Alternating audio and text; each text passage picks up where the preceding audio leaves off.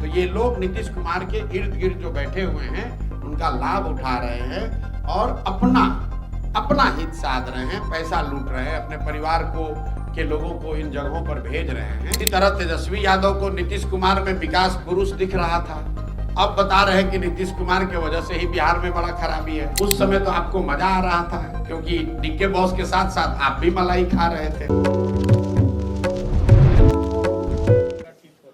नहीं, ये तो देखिए, जितने ये आयोगों का गठन हो रहा है या तबादले हो रहे हैं या सरकारी निर्णय हो रहे हैं, उसमें एक बात बिल्कुल साफ है कि कहीं ना कहीं नीतीश कुमार उसमें उन निर्णयों में शामिल नहीं है, वो सिर्फ दस्तखत कर रहे हैं।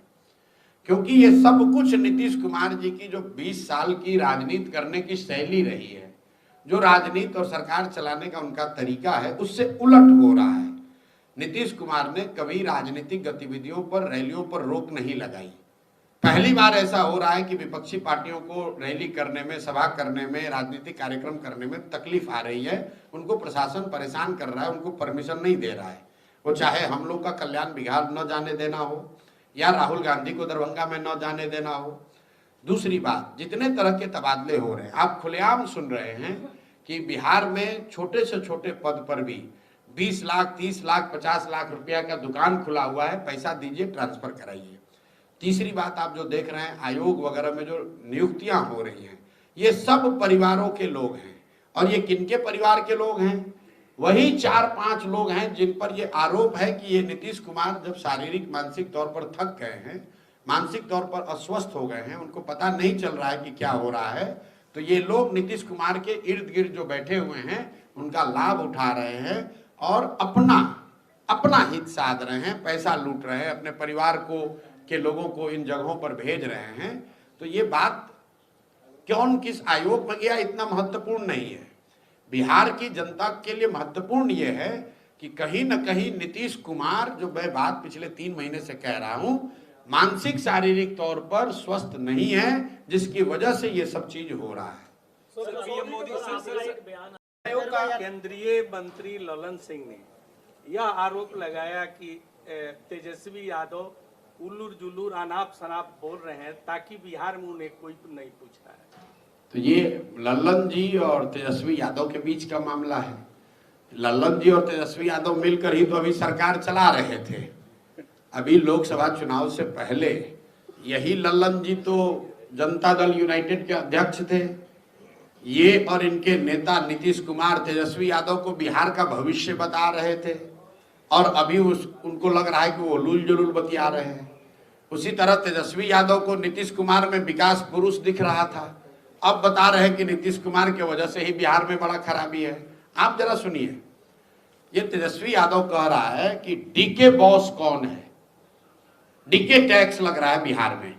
कोई पूछने वाला नहीं है कि भाई जब आप उप मुख्यमंत्री थे, जब आप ही की सरकार थी, आपकी और नीतीश कुमार की, अभी से 1.5 साल पहले, उस समय ये डीके बॉस कहां थे? उस समय भी ये आदमी मुख्यमंत्री के सलाहकार थे, उस समय भी वही कर रहे थे जो आज कर रहे हैं। तो उस समय तो आपको मजा आ रहा था क्योंकि डीके बॉस के साथ साथ आप भी मलाई खा रहे थे। अब आपको खाने को नहीं मिल रहा है तो आप बाप बाप चिल्ला रहे हैं। सर, आपने कहा था कि प्रत्याशियों मोदी जी आ रहे हैं, उस विषय पर आइए कि भाई मोदी जी आ रहे हैं। क्यों आ रहे हैं? क्योंकि सामने चुनाव है। क्योंकि इससे पहले तो जब चुनाव नहीं था तब मोदी जी बिहार तो नहीं आ रहे थे।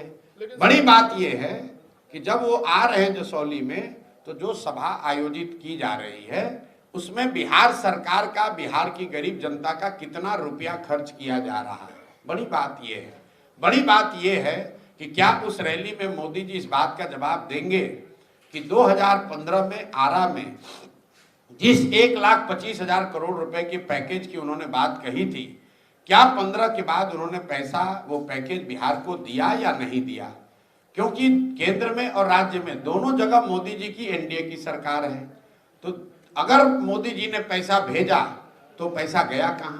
भाई बात तो दो ही हो सकती है, या तो मोदी जी ने 2015 के बाद 1,25,000 करोड़ पैसा भेजा नहीं, या फिर वो पैसा भेजा और बिहार की एनडीए की सरकार ने, भाजपा जदयू की सरकार ने उस पैसे को लूट लिया। क्योंकि जमीन पर आपको हमको तो कहीं 1,25,000 करोड़ का पैकेज का काम दिख नहीं रहा है। तो बड़ी बात यह है कि मोदी जी उसका जवाब दें। बड़ी बात यह है कि मोदी जी इस बात का जवाब दें कि कल जब वो मंच पर बैठेंगे तो दिलीप जायसवाल उनके बगल में बैठेंगे कि नहीं बैठेंगे, जिन पर ये आरोप है कि एक सिख माइनॉरिटी कॉलेज को, मेडिकल कॉलेज को गलत तरीके से इन्होंने कब्जा किया हुआ है।